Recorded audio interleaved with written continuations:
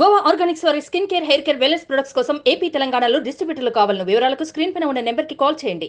శనివారం పట్టపగలు 12:10 ఇంటికి తాళం వేసి కుటుంబ సభ్యులంతా బయటికి వెళ్లారు.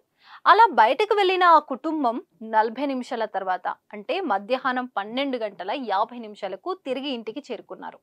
ఇంటికి వచ్చేసరికి ఇంటిని గుల్ల చేశారు దొంగలు. పట్టపగలు కాలనీలో ఇంటి చుట్టుపక్కల మనుషులు తిరుగుతున్నా కానీ గుట్టు చప్పుడు కాకుండా దొంగలు తమ పని కానిచ్చేశారు. కేవలం 40 నిమిషాల్లోనే ఇల్లును ఖాళీ చేసిన ఘటన నిజామాబాద్ లో జరిగింది.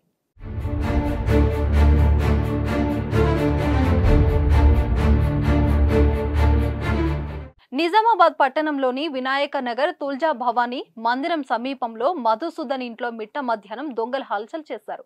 మధుసూదన్ కుటుంబ సభ్యులతో కలిసి శనివారం మధ్యాహ్నం 12:10 ఇంటికి తాళం వేసి బయటికి వెళ్లారు.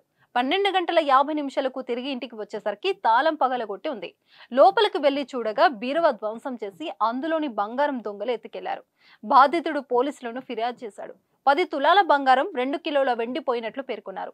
కేసు నమోదు చేసుకుని దర్యాప్తు చేస్తున్నట్లు ఎస్ఐ సంజీవ్ తెలిపారు. స్థానికంగా ఉన్న సీసీ కెమెరాలను పరిశీలిస్తున్నట్లు పోలీసులు వెల్లడించారు.